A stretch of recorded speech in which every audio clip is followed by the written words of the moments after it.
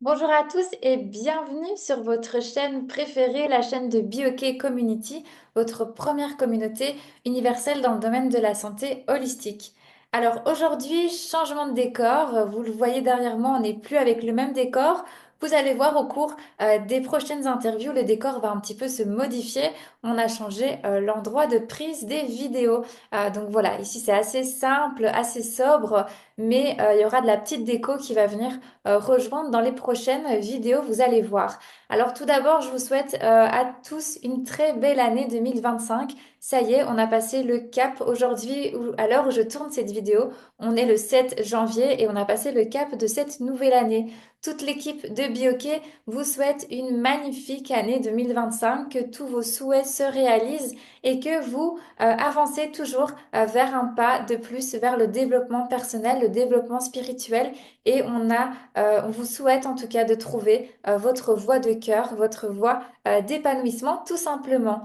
Bref, ce n'est pas le sujet de cette vidéo. Le sujet de cette vidéo, c'est Catherine Lacaille qui vient se présenter à nous. C'est une nouvelle praticienne bioquet. Alors, elle est déjà chez Bioquet depuis un moment, mais elle a passé le cap de l'interview aujourd'hui. Donc, c'est avec grand plaisir que je vais vous présenter Catherine.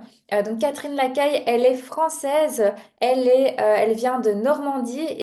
Elle a plusieurs flèches à son arc. Elle fait de l'hypnose, de la cérémonie du cacao sacré, de l'access bar, mais aussi la technique des cartes associatives et plein d'autres outils qu'elle va nous expliquer dans son interview juste maintenant. Et le petit plus, Catherine a aussi ouvert un salon de thé. On peut même dire un salon de thé thérapeutique, j'ai envie. Vous allez découvrir pourquoi dans la suite de cette interview. En tout cas, je vous souhaite une très belle interview. J'espère qu'elle va vous plaire autant qu'elle m'a plu. Bonjour Catherine, bienvenue sur la Bonjour. Bioke Community. Je suis ravie de te retrouver aujourd'hui pour pouvoir te présenter à notre communauté. Alors, tu es praticienne chez nous depuis quand même un bon moment, mais c'est vrai qu'on n'avait pas encore discuté ensemble de franchir le pas d'une interview ensemble et je suis ravie aujourd'hui de pouvoir te présenter, en apprendre plus sur toi et voir quelle belle activité tu fais aujourd'hui dans le milieu du bien-être. Donc voilà, je suis ravie de te retrouver aujourd'hui. Est-ce que pour commencer, ça te dirait de te présenter, expliquer un petit peu comment est-ce que tu t'es ouverte à ce monde-là du bien-être et voilà, et pourquoi est-ce que tu as choisi ce choix aujourd'hui de vie? Oui, bien sûr, pas de souci. Moi, j'ai 54 ans et après avoir fait plein de boulot, je me suis retrouvée en fin de compte à devoir changer de métier, faire une reconversion professionnelle pour des problèmes de santé. Je suis atteinte de fibromyalgie, mais j'étais tatoueuse, donc ça devenait compliqué en fin de compte de faire la route pour aller jusqu'à ma boutique, et aussi de faire les actes de tatouage. Mhm. Et lors de mon parcours médical sur la fibromyalgie, je ne trouvais pas en fin de compte de quelque chose qui pouvait me convenir et qui puisse en fin de compte stopper un petit peu l'avancée de cette maladie. Donc je me suis tournée vers l'hypnose, vers les thérapies brèves. Et en rentrant en fin de compte dans tout ce parcours-là, je me suis dit que c'était quelque chose qui m'intéressait énormément. Et je me suis voilà, j'ai commencé un parcours dans les thérapies brèves, donc dans l'hypnose. Bon, il s'est avéré que l'hypnose, c'est pas un outil qui me convient complètement. Donc je garde quand même ça parce que c'est vraiment très très intéressant pour les clients. Je me suis plus dirigée moi après sur l'art thérapie. Mhm. L'art thérapie ou même les soins aussi à l'aide des cartes associatives et tout ce qui est clean langage aussi. Et je me suis formée aussi en psychogénéalogie parce que je trouvais que c'était quelque chose qui était assez récurrent sur les soucis des clients. Et depuis, voilà, depuis un an maintenant, je suis praticienne en thérapie brève. Il y a pas mal de thérapies en tout cas que tu as parlé, que je connais, mais il y en a d'autres que je connais pas du tout, j'en ai pas encore entendu parler, comme par exemple les cartes associatives et tu m'as dit aussi le clean quelque chose. Ça m'a marqué. Est-ce que tu veux bien Le expliquer clean langage. le clean langage? Les deux, entre les cartes associatives et le clean langage, je suis sûre qu'il y a pas mal de personnes comme moi qui ne connaissent pas du tout ce que c'est.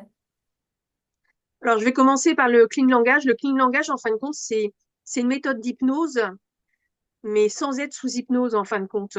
C'est le praticien qui va, en fin de compte, poser des questions d'une certaine façon pour que la Ok. personne, en fin de compte, s'interroge intérieurement et c'est des questions qui sont assez répétitives. Et en fin de compte, voilà, ça fait, entre guillemets, bugger la personne qui va aller chercher, en fin de compte, les ressources à l'intérieur d'elle. Et les cartes associatives, c'est en fin de compte utiliser les oracles ou les tarots. Moi, je fais de la guidance, hein, donc là, quand c'est ça, c'est moi qui tire les cartes pour donner le message aux gens. Et dans les cartes associatives, en fin de compte, on va laisser les gens tirer les cartes et interpréter ce qu'elles voient à l'intérieur. Créer des métaphores, en fin de compte, pour aller justement chercher à nouveau ces fameuses ressources pour pouvoir avancer et puis savoir où ils ont quelque chose qui bloque, en fait. D'accord, oui, C'est c'est quelque chose que j'utilise, pour ainsi dire, dans mes protocoles. donc dans tous tes accompagnements, tu utilises les cartes associatives, c'est vraiment ton outil préféré en fait, enfin celui Oui, qui est le plus utile quoi. oui, Ok. Bah, oui, c'est oui, vraiment oui. génial comme pratique. Et donc, tu as plusieurs accompagnements est-ce que c'est des accompagnements donc liés par rapport aux pratiques que tu proposes? Si quelqu'un vient te voir parce que elle a une attirance pour l'hypnose, ou est-ce que tu choisis vraiment au cas par cas? Est-ce que tu peux expliquer un petit peu qu'est-ce qui se passe quand on fait une séance avec toi ou quand on a envie de prendre contact avec toi? Est-ce que tu vas toi diriger, ben voilà, avec telle problématique, je te conseille plutôt l'hypnose, avec telle problématique, je te dirige plutôt vers telle séance. La première séance, en fin de compte, c'est vraiment pour poser le cadre de l'accompagnement, que la personne sache dans quoi elle s'engage, en fin de compte. Moi, j'aime bien souvent, lors de cette première séance, quand même, qu'elle reparte avec quelques petites pistes. Et puis, déjà, on fait souvent un exercice, hein, pour justement qu'elle puisse se dire, ah, ça y est, voilà, ça se déclenche, le changement, il arrive. Et après, c'est vraiment, en fin de compte, au feeling, hein. La personne arrive et souvent, la première question, c'est de quoi avez-vous besoin aujourd'hui? Et en fin de compte, c'est presque instinctif. En fin de compte, je sais quel est le protocole que je vais utiliser à ce moment-là, lorsque la personne, elle arrive et qu'elle parle. Alors, parfois, on s'éloigne un petit peu du premier sujet pour lequel elle s'est présentée à moi. Mhm. Mais bon, souvent, ça se recoupe et puis on avance, en fin de compte, comme ça, petit à petit. Mais c'est vrai que parfois, je prépare mes séances à l'avance et je me rends compte que une fois en séance, eh ben non, je C'est change complètement le protocole parce qu'il y a quelque chose qui fait que la personne arrive avec un souci ou autre chose, et puis bah paf, ça change complètement. Oui, Et c'est c'est ça. pas un souci. C'est le fait de se laisser aussi guider sur l'instant T, qu'il n'y a pas vraiment de hasard et que parfois on va se projeter en disant bah oui, la semaine prochaine, quand je verrai Catherine, je vais aborder ça. Et puis finalement, il suffit qu'il y ait autre chose dans notre vie ou sur la journée qu'on a envie de partager avec toi. Je pense que c'est un peu le cas de peut-être de tous les praticiens. Je suis sûre que si on interrogerait tout le monde, il serait aussi dans le cas comme toi de des fois pas faire toujours ce qu'on a prévu. Mais le principal finalement, c'est que la personne elle puisse retrouver ce qu'elle a besoin, que tu sois là pour eux, donc c'est vraiment top. Tu fais notamment l'Access Bar. Donc ça, c'est une technique aussi qui est très peu connue. Je pense qu'elle est de plus en plus connue dans d'autres pays, si je me trompe pas. Mais c'est vrai qu'ici, en tout cas en Europe, ou en tout cas en Belgique où je suis et en France, c'est quelque chose qu'on entend un peu moins parler. Qu'est-ce que c'est en fait l'Access Bar? Alors l'Access Bar, ben, ça vient des États-Unis en fin de compte, hein. L'Access Bar, c'est venir en fin de compte déverrouiller des pensées que l'on a, des choses qui sont ancrées en nous et qui nous limitent en fin de compte.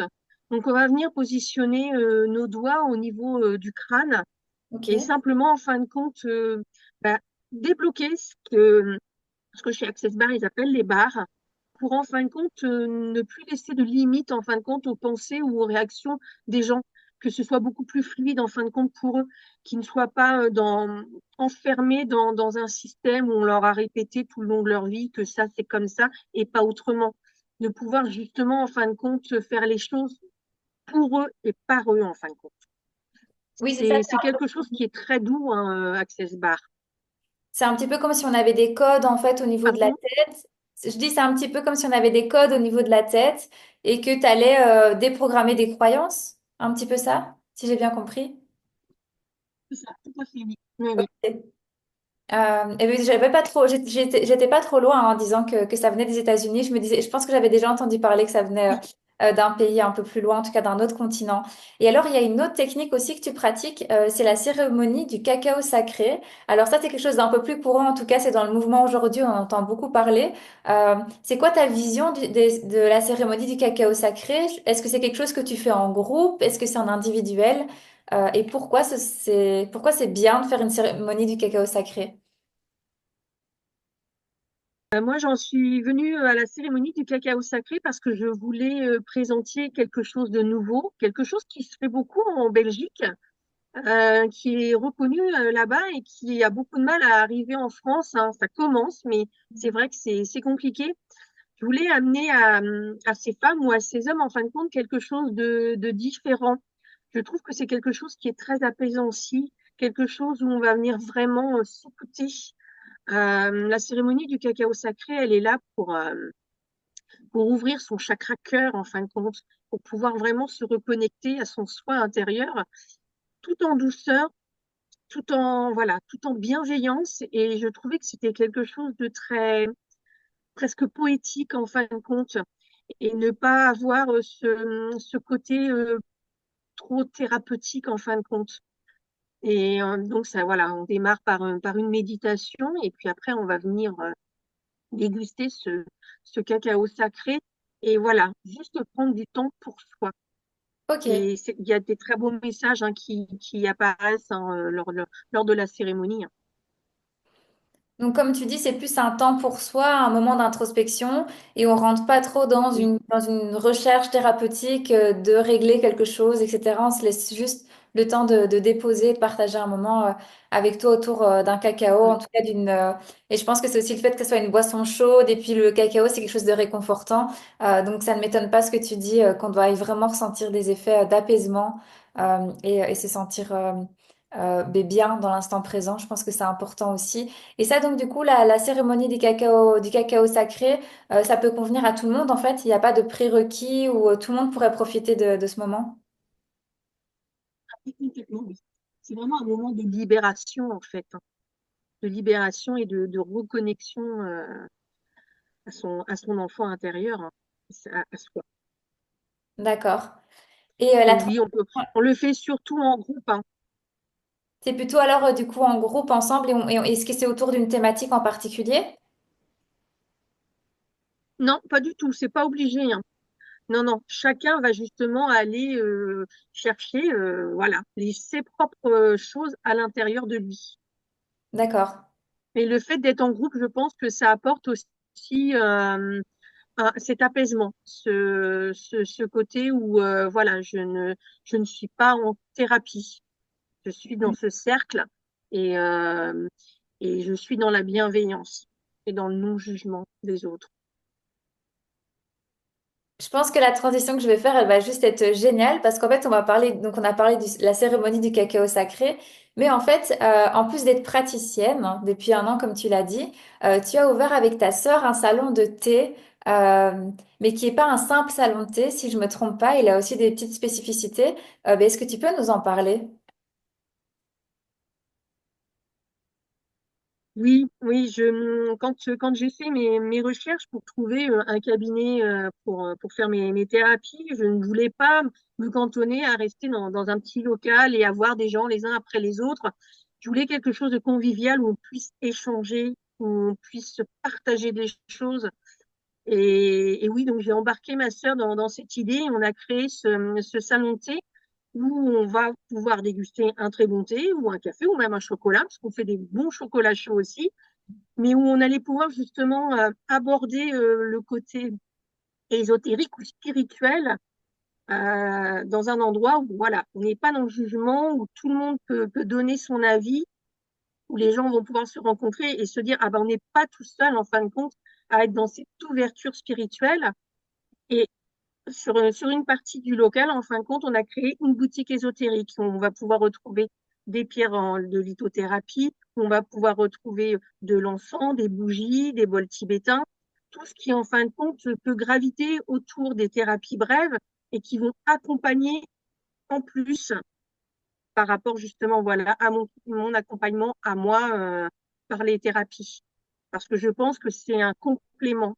La sonothérapie avec les bols tibétains ou les carillons, c'est quelque chose qui est très très important aussi, hein. Quand je fais même du magnétisme, hein, j'utilise hein, souvent le bol tibétain ou même le tambour chamanique hein, dans certaines pratiques de l'hypnose hein, pour justement apporter quelque chose d'encore plus puissant, je vais dire. Et c'est pour ça qu'on a créé ce lieu, on voulait quelque chose vraiment d'interactif en fin de compte, Oui, que c'est les gens se sentent écoutés. Oui, c'est ça en fait, ça a l'air vraiment super complète à ce côté où on vient juste se poser, partager un bon moment ensemble et avoir ce côté cohésion et aussi communautaire, un petit peu comme BioK, mais nous on est plutôt une plateforme, on va dire digitale. Mais c'est vrai que là je vais rentrer dans un autre sujet, mais aujourd'hui on est beaucoup dans les réseaux sociaux, le téléphone, la distance, comme nous aujourd'hui on ne se voit pas, on n'est pas l'une à côté de l'autre, et je pense que c'est très bien de garder encore des endroits, mais comme tu le fais avec ta sœur en face à face où on a vraiment la chaleur humaine autour de nous, même si on se connaît pas, et vraiment être dans un bon lieu. On parle aussi de tout ce qui est énergétique autour de nous, tout ce qu'on émane. Donc je trouve ça super intéressant de lier ben, ce salon de thé pour s'offrir un bon moment et en plus de ça pouvoir bénéficier de séances avec toi dans le même endroit qui est beaucoup moins, on va dire, médicalisé peut-être qu'un cabinet tout blanc qu'on pourrait avoir l'habitude dans d'autres praticiens. Et en plus de ça, ben, en fait, tu fais vraiment tout le cheminement, c'est très bien pensé. On peut avoir un accompagnement avec des outils ou des choses comme ça que tu partages aussi dans ta boutique ésotérique. Donc, non, je trouve ça un très beau projet en tout cas. Où est-ce que ça se situe, cette boutique? Donc, tu es en France, mais peut-être pour les personnes qui sont pas loin de chez toi et qui ont envie de visiter la boutique. Alors, je suis en France, oui, en Normandie, dans Mhm. le pays de Caux. La petite ville s'appelle Caudebec-en-Caux et maintenant il y a une réunion de plusieurs communes, donc ça s'appelle Rive-en-Seine. Rive en Seine. Rive-en-Seine, oui. Bah, c'est un très joli nom en tout cas. Et la boutique se situe 6 rue des Belles Femmes. Super. 6 rue des Belles Femmes. Bah, ça, c'est un signe. Oui. Pour les femmes qui nous écoutent. En tout cas, je mettrai le lien. De toute façon, l'adresse, je l'écrirai dans la barre de description de la vidéo. Comme ça, voilà, s'il y en a qui n'ont pas très bien entendu ou qui connaissent pas, il y aura de toute façon l'adresse de ta boutique dans les informations pour ceux qui veulent déjà aller voir, qui n'hésitent pas. Donc, Catherine, tu es praticienne depuis maintenant plus d'un an. Mais tu as eu des clients, des patients, je ne sais pas comment tu les appelles, des accompagnés, pardon. Depuis ce temps-là, est-ce que tu as une transformation marquante ou un accompagnement marquant que tu as envie de partager avec nous, qui t'a peut-être plus marqué que d'autres? Oui, j'ai une petite jeune fille qui était limite agoraphobe et qui a eu même beaucoup de mal à venir jusqu'à la boutique pour son accompagnement et qui, 2 jours après, me renvoie un message en me disant qu'elle était sortie, elle avait fait les boutiques. C'était une personne aussi qui ne supportait pas de ne pas faire son ménage tous les jours, mais un ménage à fond. Le fait de laisser, par exemple, de la vaisselle traîner dans l'évier, pour elle, c'était la fin du monde. Et elle m'envoie aussi, ce jour-là, une photo où il y a une poêle et une assiette qui traînent dans l'évier. Et elle me dit, regardez, ben, en fin de compte, je les ai laissés toute la nuit et puis, c'est pas la fin du monde. Et on n'avait fait qu'une seule séance. Donc, je me dis que voilà, c'est quelque chose qui l'a vraiment impacté et que, en fin de compte, on continue hein, le processus actuellement. Hein, elle est toujours en accompagnement avec moi et c'est quelqu'un qui, voilà, qui revit en fin de compte. Et oui, c'est le témoignage, oui, c'est la personne qui m'a le plus marqué, où ça a été le plus rapide, alors qu'on partait de quelque chose de très compliqué pour elle, hein, où ça devenait vraiment pour elle impossible de sortir de chez elle et tout était devenu toc et manie en fin de compte. Mais Mhm. oui, c'est le plus beau, la plus belle chose qui soit arrivée depuis que j'ai commencé. Waouh, c'est dingue que l'hypnose en une seule séance comme ça peut débloquer déjà vraiment bah, tout le fond du problème, enfin en tout cas ce qui l'handicapait au quotidien. Je trouve ça vraiment bien de voir que ben, Des fois, on a du mal à vouloir se lancer dans une thérapie parce qu'on va se dire ça va être long, ça va être compliqué, je vais pas pouvoir peut-être sortir vite de mon problème. Et là, ça montre bien qu'en fait, finalement, des fois, on peut aussi en une seule séance avoir des bénéfices directement avec l'hypnose. Donc, je trouve ça vraiment génial. Et je suppose qu'elle était agoraphobe depuis déjà un moment. Enfin, ça faisait déjà plusieurs mois qu'elle subissait cette problématique-là. Plusieurs années, hein. Et là, c'est une séance d'une heure, 1 heure et demie, 2 heures, en fait, finalement, que tu as fait avec elle. J'étais partie sur une séance d'une heure, simplement. Euh, oui, ça a dû durer à peu près une heure. Ok, 1 heure. J'ai envie de revenir juste sur une question. Je me dis peut-être que les personnes derrière l'écran vont se la poser aussi. Plus ou moins, tes accompagnements, ça dure combien de temps? Est-ce que c'est, donc du coup, on en a parlé tout à l'heure, thérapie brève. Donc je suppose que c'est des séances, ça va jusqu'à 4, 5 séances ou un peu plus, ou tu fais vraiment au cas par cas selon la demande? Je, oui, c'est plus voilà sur la demande. Après, je me rends compte aussi hein, au niveau des séances et même la personne, hein, elle me le dit aussi. Elle me dit ah, bah c'est vrai que voilà, ça va vraiment beaucoup mieux. Combien de séances il nous reste à faire? Bon, souvent, quand on en est là, c'est qu'il reste une séance à faire.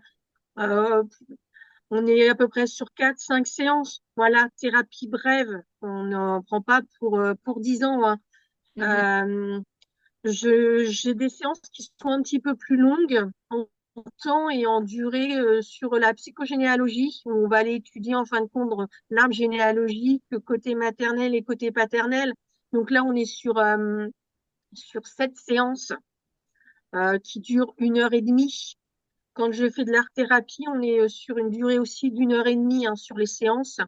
puisqu'il y a l'élaboration du projet, où il y a du collage, où il y a du dessin, il y a toutes ces choses-là, donc on met un peu plus de temps. Mais sur une séance d'hypnose ou d'accompagnement normal, on est sur 1 heure. Est-ce qu'il y a un lien? Donc du coup, tu disais que tu étais tatoueuse au tout début, donc ça m'a marqué au tout début de ton premier emploi. Est-ce que le tatouage peut aussi avoir un point de vue thérapeutique? Parce que bien souvent, enfin en tout cas dans la conscience ou je sais pas culturelle, on va associer le tatouage. Bon, maintenant je pense que c'est un peu plus ouvert d'esprit, mais on est un peu dans le tatouage, c'est quelque chose de, je vais pas dire mal parce que j'aime pas ça, mais tu vois plutôt négatif parce qu'on fait du mal au corps et tout. Mais je trouve qu'aujourd'hui, il y a aussi cette vision un peu du tatouage qui peut être thérapeutique avec des symboles sacrés, des choses comme ça. Qu'est-ce que tu en penses, si tu es OK d'en parler? Oui, si on peut en parler, et je pense que je faisais de la thérapie brève bien avant d'avoir fait mes formations, hein, parce que inconsciemment, je l'utilisais dans le tatouage, hein, parce que oui, il y a alors des personnes qui font du tatouage pour le côté artistique, hein, des personnes qui le font parce que c'est la mode, et il y a, je pense, une majorité des gens qui font du tatouage parce qu'ils ont des choses à clôturer, ils ont des choses à transformer dans leur vie, et c'est un moyen pour eux, en fin de compte, de passer à autre chose. Mhm. Et c'est vrai que euh, on m'a souvent dit que on ne venait pas chez moi que pour le tatouage, mais on venait aussi pour l'accompagnement que j'avais en fin de compte pour ces personnes où je pense que déjà j'avais cette façon de parler avec eux et qui désamorçait pas mal de choses. Mais oui, le tatouage est thérapeutique. Mhm. Mais voilà, mais c'est ça que je me disais, hein, que tu avais déjà cette vision en étant tatoueuse de aller vers l'accompagnement et aider d'une certaine manière avec le tatouage.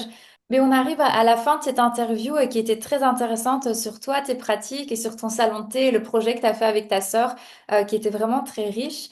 Enfin, qui est très riche parce qu'il est encore là.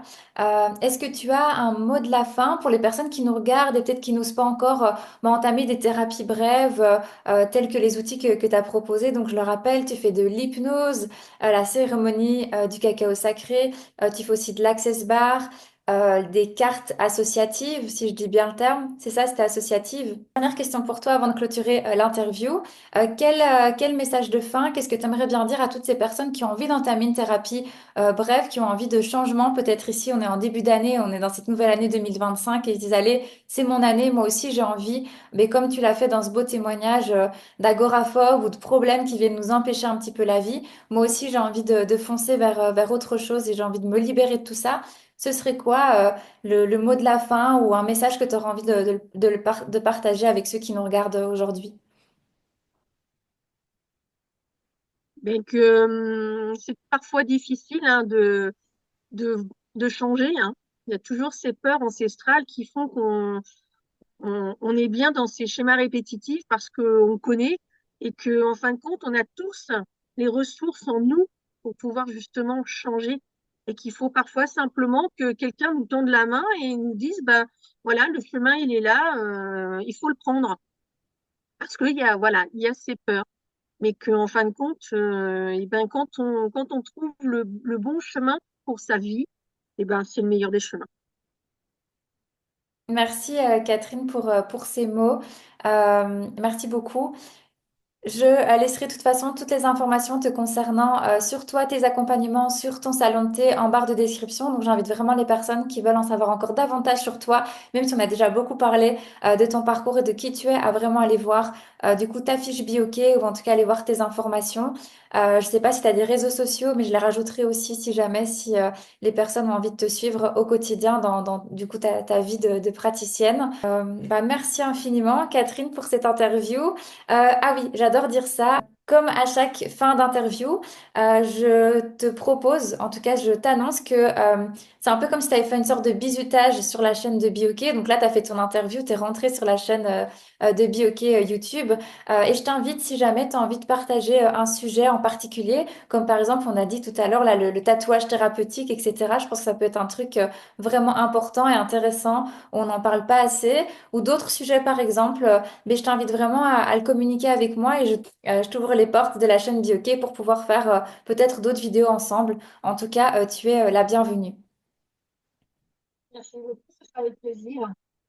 Cette vidéo est maintenant terminée. Merci de l'avoir regardée jusqu'au bout. J'espère qu'elle vous a plu et que vous en savez maintenant davantage sur Catherine, qui est praticienne au niveau de la Normandie en France. Je vous mettrai de toute façon toutes les informations qui correspondent à Catherine en barre de description, ses réseaux sociaux, son site internet, bien évidemment sa fiche Bioké pour prendre rendez-vous avec elle, ainsi que d'autres informations complémentaires sur son salon de thé spirituel, on peut l'appeler ça comme ça, salon de thé, boutique ésotérique et aussi tout simplement moment de partage en général.